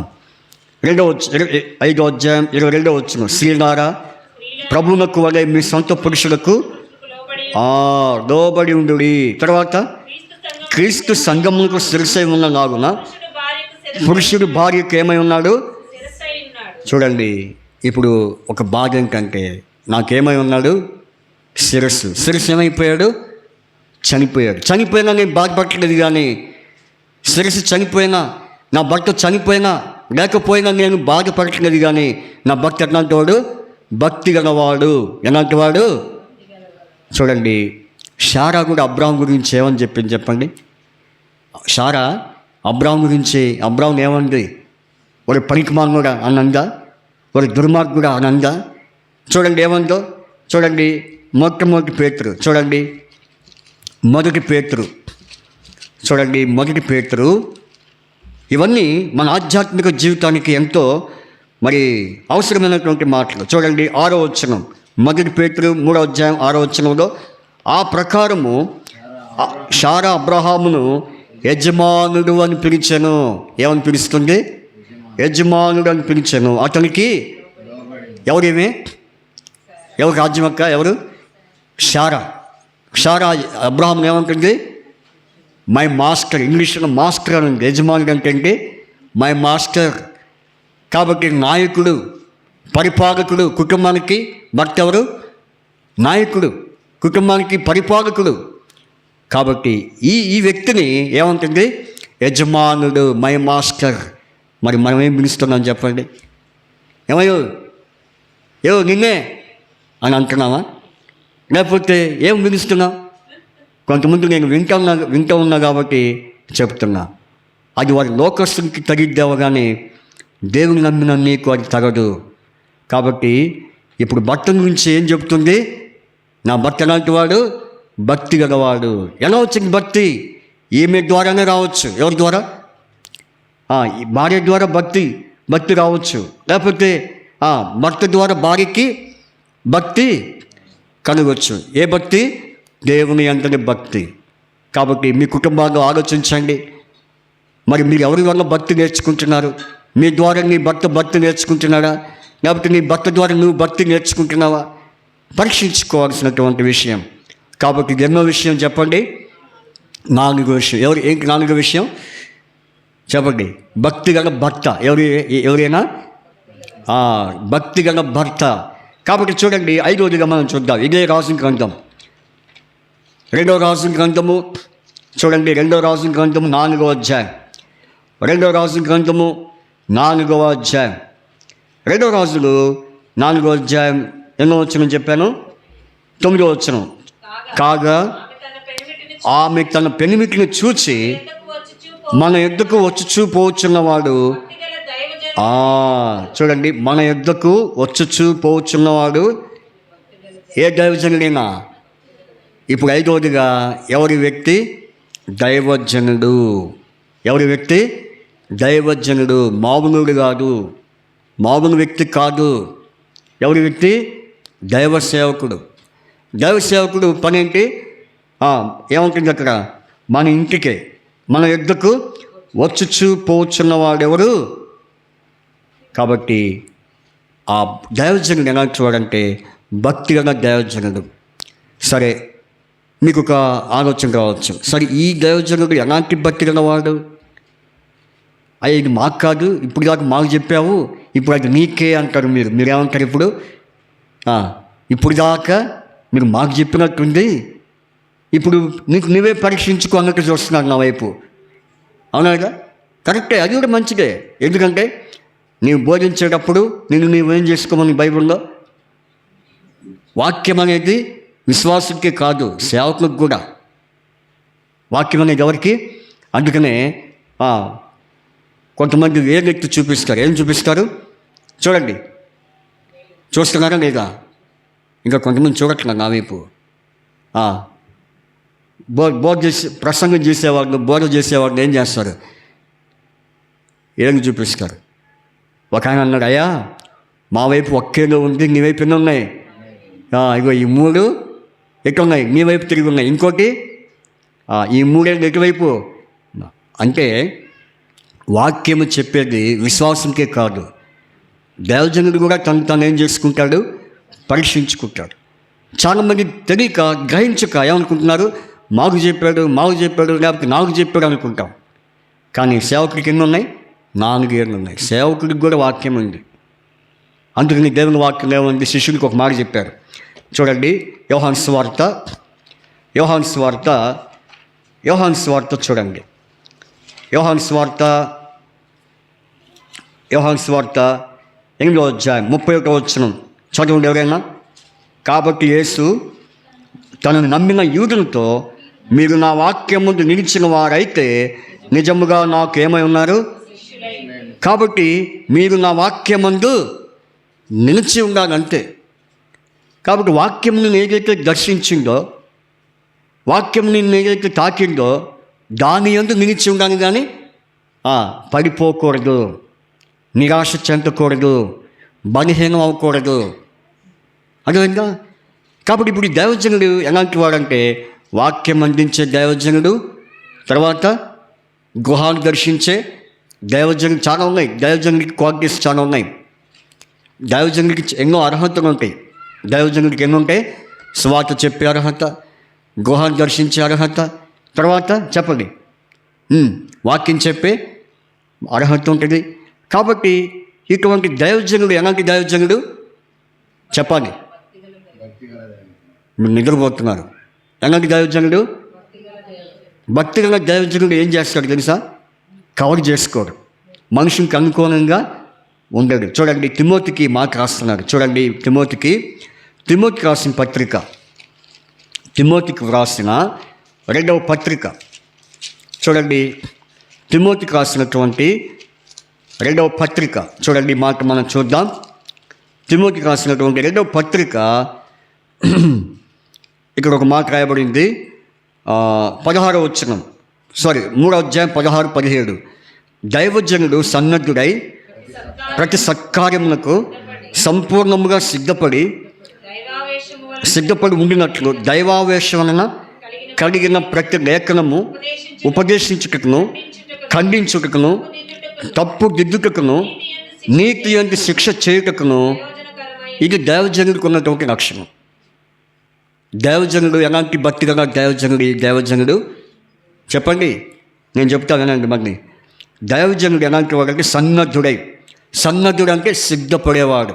సన్నద్ధుడు అంటే అర్థం ఏంటి? కాబట్టి సిద్ధపడుట, సన్నద్ధుడు అంటే సిద్ధపడాలి. కాబట్టి ప్రతి సత్కార్యములకు పూర్ణముగా సిద్ధపడి ఉండినట్లు దైవజనుడికి ఏముంటుంది? చూడండి, ఇప్పుడు ఇక్కడి నుంచి చూడండి. దైవజనుడికి ఏముంటుందంటే దైవావేశం ఉంటుంది. ఏముంటుంది? ఆవేశం. ఏ ఆవేశం దైవజనుడికి? శరీరావేశం కాదు, దైవావేశం. ఏముంటుంది? కొంతమందికి ఆవేశాలు ఎక్కువ అయితే ఏం చేస్తారు? ఏదేదో మాట్లాడేస్తారు. కానీ దైవజనుడికి ఉండవలసిన లక్షణం ఏంటి? దైవావేశము. రెండవది, దైవావేశం వలన కలిగిన ప్రతి లేఖనము ఉపదేశించుటకు, ఖండించుటకు, ఇంకా తప్పు దిద్దుటకు, నీతి అని శిక్ష చేయుటకు. అయితే ఈ దినాల్లో ఈ ప్రకారంగా పోతే ఏమొస్తున్నాయి? ఇప్పుడు తంటాలు వస్తున్నాయి. ఏమొస్తున్నాయి? ఖండించిన తంటే, గద్దించిన తంటే, తర్వాత ఏముంది? దిద్దిన తంటే, దిద్దుకోమని చెప్పిన తంటే. మరి ఏం చేయాలి చెప్పు? దైవజనుడు ఏం చెప్తాడు? ఇంకా ఏం చెప్పాలి? ఇంకా ఆయన ఒకవేళ అట్లా చెప్పకపోతే ఏదో చెప్పాడు 4 ముక్కలు. ఏ భక్తిగా దైవజనుడు? ఆయనకేం భక్తి ఉంది? ముందు ఆయన భక్తి లేకపోతే కదా. ఆయన భక్తి ఉంటే మంచి మాటలు వస్తాయి. ఆయన భక్తి లేదు కాబట్టి ఏదో పొడి మాటలు నాకు చెప్పిపోయాడు అంటారు. అది కూడా ఇబ్బంది. మరి ఏది చెప్పాలి? మీరే చెప్పండి. భక్తిగా దైవజనుడు ఎలాంటి వాడు వాడు ఏవైనా పర్వాలా, ఏమనుకున్నా పర్వాలా. కానీ దైవజనుడికి ఇచ్చిన పని ఏంటి? దేవుడు ప్రతి లేఖనమును ఉపదేశించే పని ఇచ్చాడు, ఖండించే పని ఇచ్చాడు, తప్పుదిద్దే పని ఇచ్చాడు, నీతి యందు శిక్ష చేసే పని ఇచ్చాడు. కాబట్టి ఇటువంటి దైవజనుడు ఈ లోకంలో మనకి అవసరం. ఎందుకంటే మనం దిద్దుకుంటే మనకి క్షేమం. మనం దిద్దుకోవాలి. ఏం చేయాలి? దిద్దుకోవాలి. ఇప్పుడు చిన్నపిల్లలకి ఫస్ట్ ఏం నేర్పిస్తారు? మాస్టర్ టీచర్ గారు ఉన్నారు ఇక్కడ, టీచర్స్ ఉన్నారు. ఏం నేర్పిస్తారు? ఆ నేర్పించిన తర్వాత కూర్చోబెట్టి ఏం చెప్పిస్తారు? వాటి మీద ఏం చేస్తారు? దిద్దిస్తారు. ఏం చేస్తారు? వాడు దిద్ది చివరికి వాడంతటి వాడు ఏం చేస్తాడు? అని రాస్తాడు. ఏం రాస్తాడు? దిద్దించకపోతే వాడికి వచ్చిందా? రాదు, రెండో రాదు, తర్వాత రాదు. కాబట్టి మీరందరూ అట్లా దిద్దకుండా నేర్చుకున్నావన్నా అక్షరాలు. చిన్నప్పుడు మీ చేత మీ అమ్మలు మీ నాన్నలు ఏం చెప్పించేవాడిని? కూర్చోబెట్టి వాటి మీదే దిద్దించేవారు. అలాగే ఆత్మీయ జీవితంలో దిద్దుబాటు కాలము ఈరోజు ఏ కాలం చెప్పండి? దిద్దుబాటు కాలములు వచ్చునని నువ్వు ఎరుగుతావు దాని బైబిల్లో ఉంది. కాబట్టి ఇటువంటి భక్తి గల వారు భూమి మీద ఉండాలని ప్రభు ఇస్తున్న హెచ్చరిక. కాబట్టి ఎంతమందిని చూసాం? భూమి మీద ఉన్న భక్తులు మన పితరులైన వారు ఎవరు? దావీదు, రెండవది దానియేలు, మూడవ భక్తి గల వాడు ఎవరు? తీతుయు యూస్తు అను ఒక మనుషుడు, తర్వాత నాలుగవది భక్తిగల భర్త, తర్వాత భక్తిగల దైవజనుడు. వీరందరూ దేవునికి శ్రేష్టంగా జీవించి దేవునికి ఇష్టమైన భక్తులు. వారి జీవితాన్ని రుజువు చేసుకున్నారు, ప్రూవ్ చేసుకున్నారు. కాబట్టి ఇటువంటి భక్తులైన వారిని మనము ఈ దినాల్లో చూడటం ఎంతో అదృష్టం. వారి వలె మనం కూడా వారికి ఉన్నటువంటి భక్తి ఏ విధంగా ఉందో మనం చూసాం. అటువంటి భక్తి మనం కలిగి జీవించాలని ప్రభు ఇచ్చిన హెచ్చరిక. సరే, ఇప్పుడు నేను వివరించను కానీ, ఎందుకంటే ఇప్పటికే టైం చాలా అయింది. అనుకున్న టైం కంటే మరి టైం ఎక్కువ అవుతుంది. ఎందుకంటే మీరు రావటం కూడా కొంత ఆలస్యంగానే వచ్చారు. మరి 4 పాటలు పాడాం. ఎన్ని పాడాం? 4 పాటలు పాడాం. సౌరుడు సాక్ష్యం ఇచ్చాడు. సాక్ష్యం ఇచ్చినప్పుడు కూడా వస్తూనే ఉన్నారు. కాబట్టి కొంచెం అటు ఇటుగా లేట్ అయింది. అయినప్పుడు కూడా నేను టూకీగా మనలో ఎటువంటి భక్తి ఉండాలి? రెండో ప్రశ్న. బైబిల్లో ఫస్ట్ ప్రశ్న ఏమని చూసాం? బైబిల్లో ఎవరు భక్తి గలవారు, ఏ విషయాల్లో భక్తి కలిగి ఉన్నారో మనం చూసాం. ఇప్పుడు రెండో ప్రశ్న ఏంటి? మనలో ఎటువంటి భక్తి ఉండాలి? అది జస్ట్ నేను రెఫరెన్స్ చెప్పి ముగించేస్తాను, ఎక్స్ప్లెయిన్ చేయను. ఎందుకంటే టైం లేదు, ఇది భోజన సమయం కనుక అది కూడా చెప్పాలి కాబట్టి చెప్పి ముగించాలని అనుకున్నాను. చూడండి, మరి ఒక్కొక్క విషయాన్ని మనము ధ్యానం చేసుకుందాం. మొట్టమొదటిగా చూడండి, 2వ రాజుల గ్రంథము 4వ అధ్యాయము. 2వ రాజుల గ్రంథము 4వ అధ్యాయం. 2వ రాజులు 4వ అధ్యాయం 13వ వచనం. 2వ రాజులు 4:13 చదవండి. అతడు, అందరూ చదువుతాం. అతడు, నీవు ఇంత శ్రద్ధాభక్తులు మా యందు కనుపరిచితివి, నీకు నేనేమి చేయవలెను? చాలు, నా ఎమ్మడి చెప్పండి. అతడు, నీవు ఇంత శ్రద్ధాభక్తులు మా యందు కనుపరిచితివి, నీకు నేనేమి చేయవలెను? కాబట్టి ఎవరంటున్నారు? ఒక దైవజనుడు మరి ఆ సహోదరితో చెప్తా ఉన్నాడు. ఆమెను ఏం చూశాడు చెప్పండి? షునేమిరానిలో ఏం చూశాడు? షునేమిరానిలో ఏ భక్తి ఉంది? భక్తి అని దేవుని శ్రద్ధ. కాబట్టి ఈ షునేమిరానిలో అతను చూసిన భక్తి ఏంటంటే శ్రద్ధ. ఎంత శ్రద్ధ అంటే అంత శ్రద్ధ చూపించింది దేవుని కార్యాల్లో, దేవుని పనుల్లో, దేవుని యొక్క మరి విషయాల్లో, దేవుని సేవకుల విషయంలో ఆమె శ్రద్ధ చూపించింది. ఏం చూపించింది? శ్రద్ధ. సొలొమోను కాలంలో కూడా మరి దేవుని కార్యాలయం యందు శ్రద్ధ చూపిన వాడే అని ఉంది. కాబట్టి మరి ఆ వాక్యము 2వ రాజుల గ్రంథం 11:28 రాయబడింది. సొలొమోను గురించి రాయబడింది. కాబట్టి సొలొమోను దేవుని కార్యాలయంలో ఎలా ఉన్నాడు? శ్రద్ధ వహించిన వాడే ఉన్నాడు. అందుకనే మనం ఏం చేయకూడదు? అశ్రద్ధ చేయకూడదు. మన భక్తులు ఏం కనపడకూడదు చెప్పండి? ఏం కనపడకూడదు? అశ్రద్ధ కనపడకూడదు. ఏం కనపడాలి? శ్రద్ధ. కాబట్టి ఇంట్రెస్ట్. కాబట్టి మన జీవితాల్లో మన భక్తులు ఏముండాలి? కొంతమంది దేవుని సేవకులముగా మాకు అర్థమైపోద్ది. ఏమర్థమైపోయింది? వీళ్ళలో ఎంత అశ్రద్ధ ఉందో. ఒకసారి వాళ్ళు అశ్రద్ధ చూసినప్పుడు దైవజనుడు ఎట్లా ఉంటాడు తెలుసా?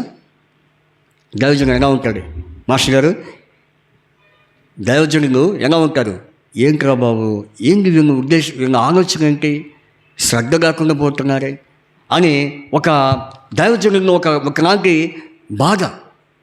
శ్రద్ధగా ఉండాల్సింది పోయి ఎందుకు అశ్రద్ధ చూపుతున్నారు? కాబట్టి అశ్రద్ధ చేయకుడి.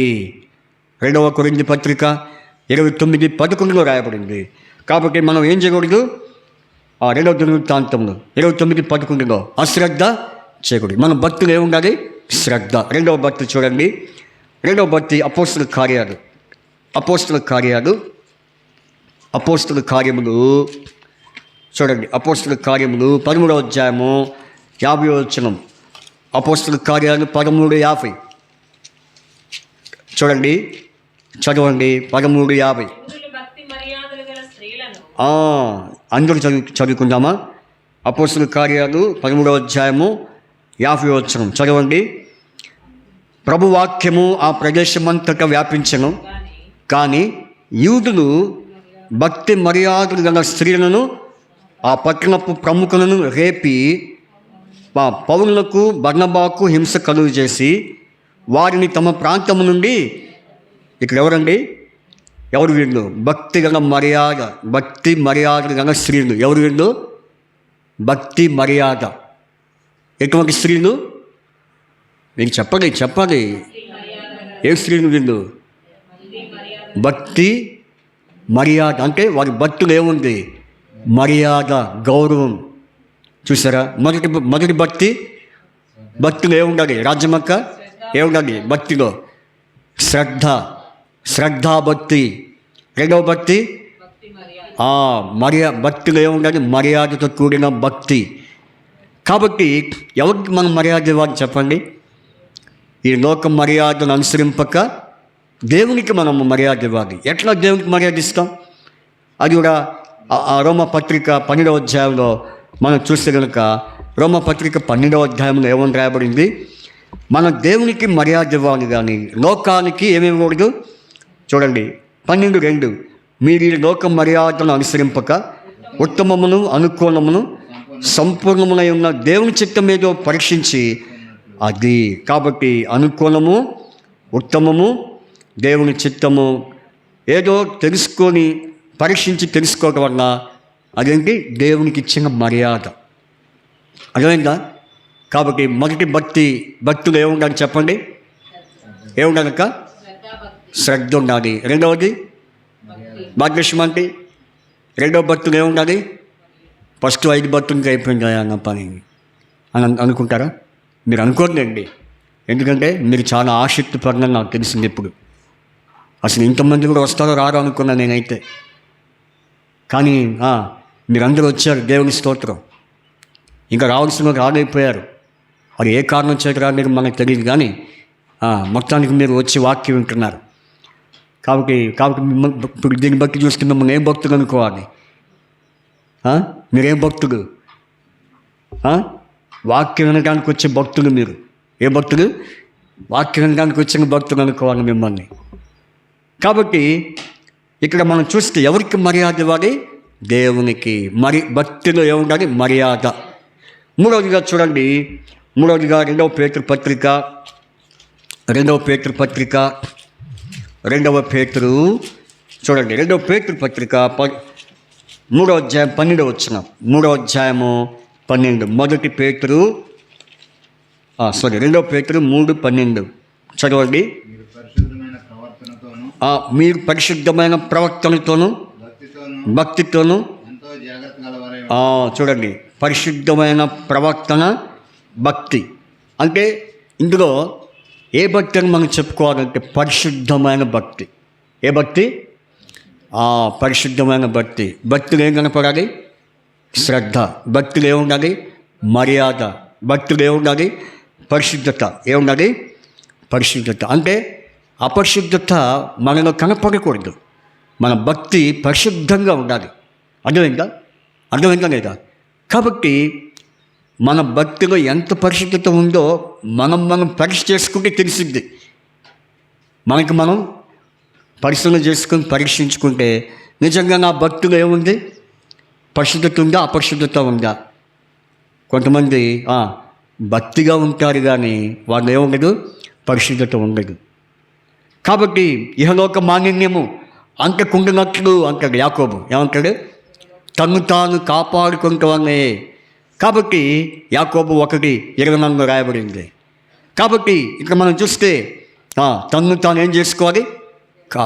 ఇహలోక మాలిన్యము మనం ఏమంటకూడదు? లోక మాలిన్యం మనకు అంటకూడదు. ఈ లోకంలో ఏ మాలిన్యం ఉందని చెప్పుకోవాలి? మీరే చెప్పండి. ఈ లోకంలో ఉండే మాలిన్యం ఏంటి చెప్పండి? నేత్రాశ, శరీరాశ, జీవపు దమ్మ. ఇవే మనం ఏం చేస్తున్నాయి? అపరిశుద్ధతలో తీసుకొస్తున్నాయి. పరిశుద్ధతలోనికి తేకుండా అపరిశుద్ధతలో తీసుకొచ్చి మన జీవితాన్ని, మన కెరీర్ మొత్తాన్ని, మన కెరీర్ అంతా ఏమైపోతుంది చెప్పండి? మన కెరీర్ అంతా ఏమైపోతుంది? పరిశుద్ధత లేకుండా పోతుంది. అందుకనే భక్తులు ఏముండనమ్మా? పరిశుద్ధత. ఇది ఎన్నో విషయం? మూడో విషయం. తర్వాత చూడండి, తిమోతికి రాసినటువంటి 2వ పత్రిక 2:10. తిమోతికి రాసిన మొదటి తిమోతి 2:10 చదవండి. దైవభక్తి గలవారమని చెప్పుకొను స్త్రీలు. ఏ భక్తి? దైవభక్తి. అంటే దైవభక్తి అంటే దేవుని సంబంధమైన భక్తి. అంటే మనలో ఏం కనపడాలి? దేవుడు కనపడాలి. కాబట్టి ప్రభు ఏమన్నాడు? నన్ను చూసినవాడు నా తండ్రిని చూసినట్టే అన్నాడు లేదా? కాబట్టి నన్ను చూసినవాడు నా తండ్రిని చూసినట్టే. అంటే అర్థం ఏంటి? నా తండ్రి ఎట్లాంటాడో, నా తండ్రి కార్యాలు అలాంటివో మీరు చూస్తున్నారు కదా. అందుకనే దైవభక్తి, దేవుని సంబంధమైన భక్తి మనలో ఎంతవరకు ఉందనేది మనం ఎగ్జామినేషన్ చేసుకోవాలి. చివరిగా చూసుకొని మనం ముగించుకుంటాం. కీర్తనలు 32:6. కీర్తనలు 32:6. కీర్తన 32:6 చదవండి. కీర్తన 32:6. కావున నీ దర్శన కాలమందు భక్తి గల వారందరూ నిన్ను ప్రార్థన చేయగలరు. చెప్పండి. కావున నీ దర్శన కాలమందు భక్తి గలవారు నిన్ను ప్రార్థన చేయగరు. ఏ భక్తులు వీళ్ళు ఏ భక్తి ఉంది? ఏ భక్తి? ప్రార్థనా భక్తి. ఏ భక్తి కలిగి ఉండాలి? ప్రార్థనా భక్తి. ఇటువంటి భక్తి మనలో ఎప్పుడైతే ఉంటుందో అప్పుడు మనం ఎవరి భక్తులు అవుతాం? మహోన్నతుని భక్తులము. ఒకవేళ ఇటువంటి భక్తి మనం లేకపోతే మరి ఏ భక్తులు అన్నట్టు? అందుకని పౌలుకు డౌట్ వచ్చింది. ఈ ఒక్క విషయం చెప్పి ముగించిన. పౌలు ఏమన్నాడు చూడండి, అపోస్తలుల కార్యము. వాళ్ళని ఏం చూశాడంటే నిజంగా 17:22. అపోస్తలుల కార్యాలు 17:22 చదవండి. అపోస్తలుల కార్యాలు 17:22. 17:22. పౌలు ఒక మాట అన్నాడు చూడండి, చదవండి. ఏమనగా ఏథెన్స్ వాసులారా, మీరు సమస్త విషయంలో ఏ భక్తి గలవారంట? ఆయనకి ఎలా కనిపిస్తున్నారు వాళ్ళు? చూడండి ఎలా కనిపిస్తున్నారు. నేను చదువుతానండి. పౌలు అరెయోపయోగం మధ్య నిలిచి చెప్పిందేమనగా, ఏథెన్స్ వారులారా, మీరు సమస్త విషయాల్లో అతి దేవతా భక్తి గలవారై ఉన్నట్టు నాకు చూడండి. ఆయనకేం కనిపిస్తుంది? ఏం కనిపిస్తున్నారా ఆయనకి?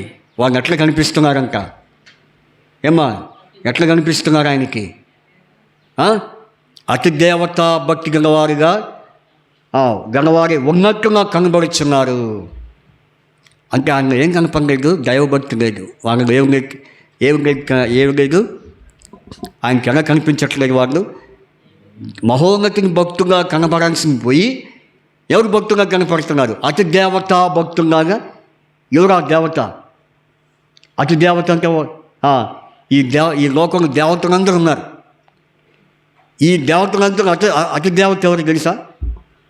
2 కొరింథీ 4:4 వచ్చిన 2 కొరింథీ 4:4 యుగ సంబంధమైన దేవత. ఏ దేవతది? వాడే అపవాది. కాబట్టి ఈ మధ్యాహ్నం వాక్యం వింటున్న నీ జీవితంలో ఇంత వాక్యం విన్నావు, ఇంత వాక్యం తెలుసుకున్నావు, చివరికి ఇక్కడి నుంచి పోయినప్పుడు తీర్మానం చేసుకో. నువ్వు ఎటువంటి భక్తి గలవాడిగా పోవాలి, ఎటువంటి భక్తి గల దానంగా పోవాలో నువ్వు ఇక్కడి నుంచి తీర్మానం చేసుకొని పోతేనే నీకు ఎంతో ఆశీర్వాదం. ఏదో విన్నాములే, రాసుకున్నాము, ఎంతున్నాము అంటే నీకు ఏమీ ప్రయోజనం ఉండదు, గుర్తుపెట్టుకో. అందుకనే ఎవరు భక్తులను కానీ మనం మహోన్నతుని భక్తులుగా ప్రవర్తించాలి, కానీ అతి దేవతా భక్తులాగా ఉండకూడదు. ఉంటే అది మనకి నష్టం. అందుకనే ఈరోజు ఈ యొక్క వాక్యం మీద, ఈ అంశం మీద దేవుడు మనకి వర్తమానం ఇవ్వడానికి ఎంతో కృపిచ్చాడు. ఆ అంశాన్ని చూసుకొని మనం ప్రార్థన చేసుకుందాం. కీర్తన 16:4 చదివి ప్రార్థన చేసుకుందాం. మూడవ వచనం కీర్తన 16:3 నేను ఇలాగంటును, భూమి మీద ఉన్న భక్తులే శ్రేష్ఠులు, వారు నాకు కేవలము. భూమి మీద ఉన్న భక్తులు ఎవరో మనం చూసాం, మన పితృలైన వారు. అలాగే మనం ఎటువంటి భక్తి కలిగి ఉండాలో మనం కూడా వాక్యం ద్వారా తెలుసుకున్నాం.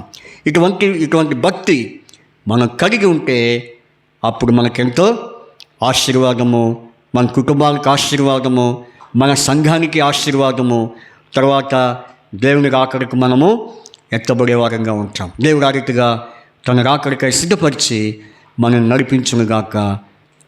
ప్రార్థన చేసుకుందాం. మరి మాస్టర్ గారు ప్రార్థన చేసి ఆశీర్వాదంతో నేను ముగించేస్తాను. మైక్ ఇవ్వండి. మైక్ త్వరగా క్విక్.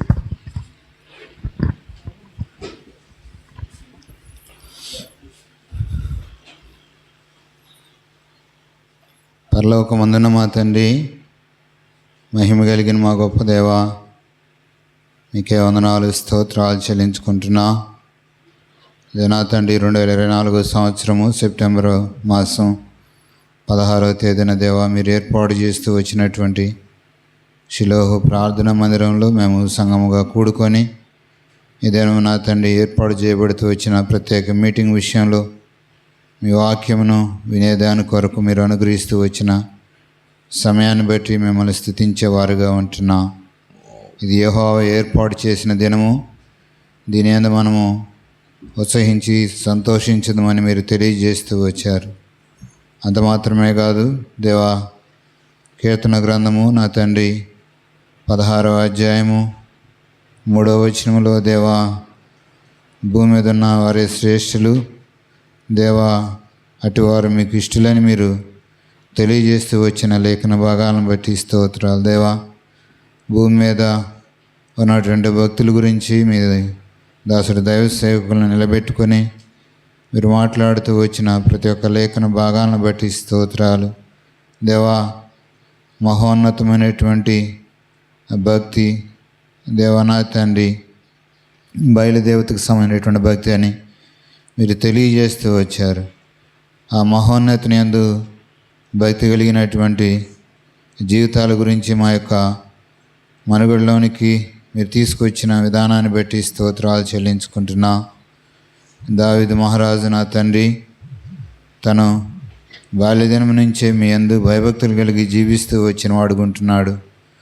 సున్నతి లేని ఫిలిస్తీయుడు దేవా, ఇశ్రాయేలు జనాంగాన్ని దేవా తన మాటల ద్వారా క్రియల ద్వారా భయపెడుతున్నటువంటి సమయంలో బాలుగున్నటువంటి దేవా ఆ యొక్క దావీదు దేవనా తండ్రి తను ఆ యుద్ధ సంబంధమైనటువంటి ఆయుధాలు ధరించలేదు, కానీ యెహోవా నేమమున నేను వాని మీదకి వెళ్తున్నానని తను తెలియజేస్తూ వచ్చిన వాడుకున్నాడు.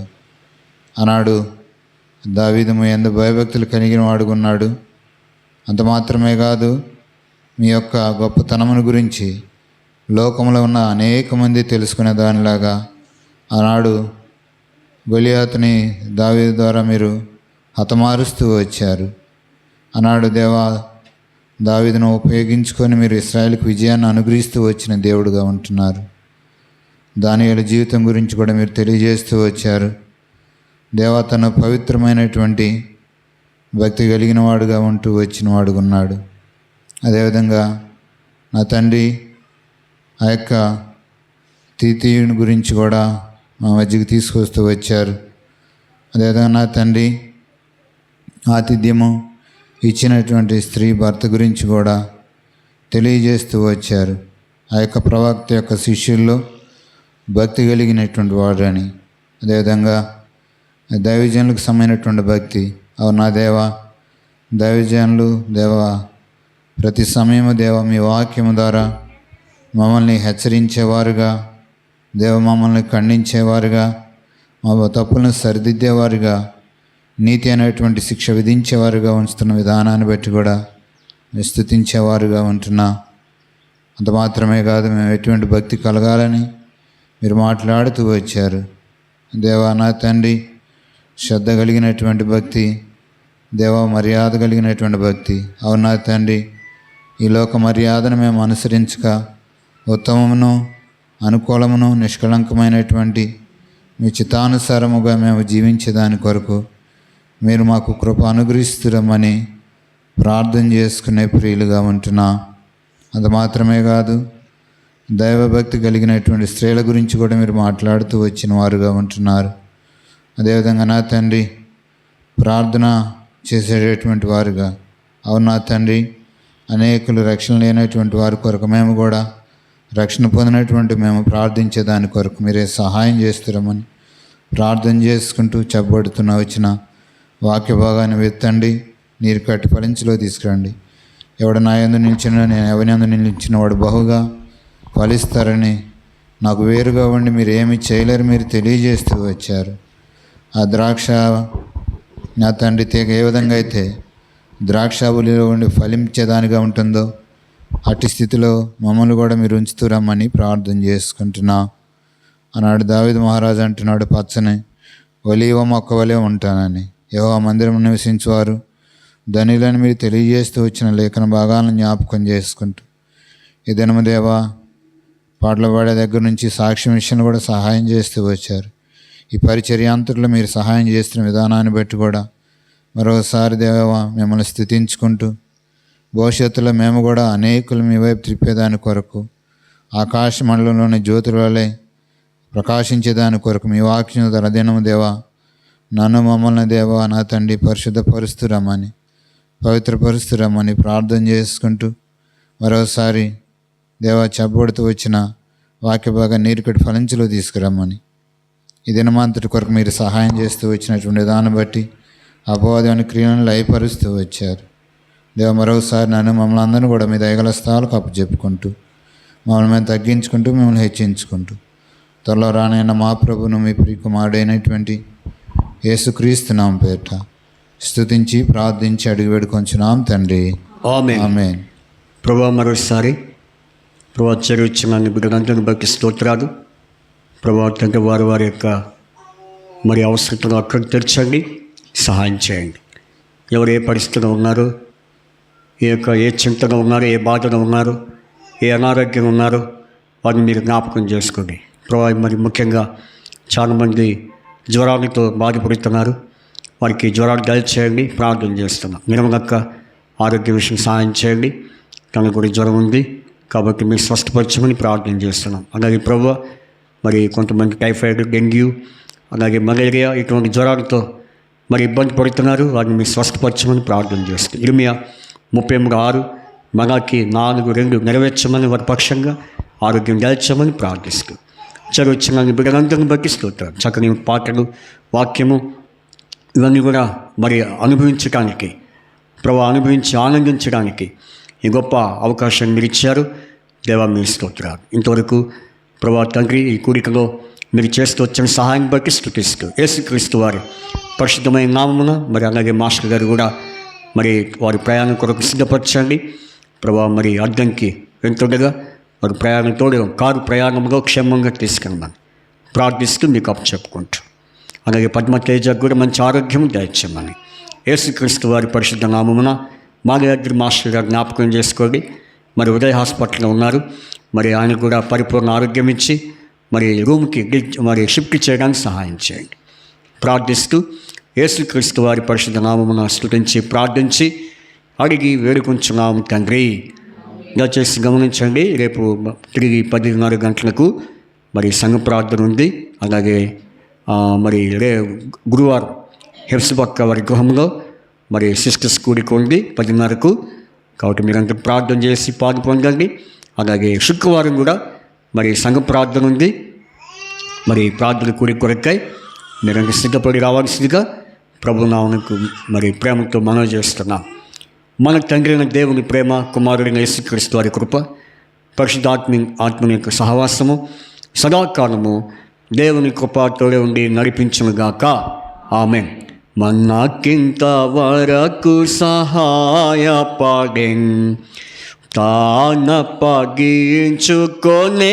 మనకై మనలా నడిపెను సుఖముగాను తనదు సత్యము నేర్పించి కన్ను పాపగా కాచేయా తనదు సత్యము నేర్పించి కన్ను పాపగా కాచే స్తోత్రించి కీర్తింతుము ఘనపరచెదము కొని ఆడెదము ఆదరించి కాపాడువాడు ఈడేర్చువాడు ఆదరించి కాపాడువాడు ఈడేర్చువాడు స్తోత్రించి కీర్తింతుము.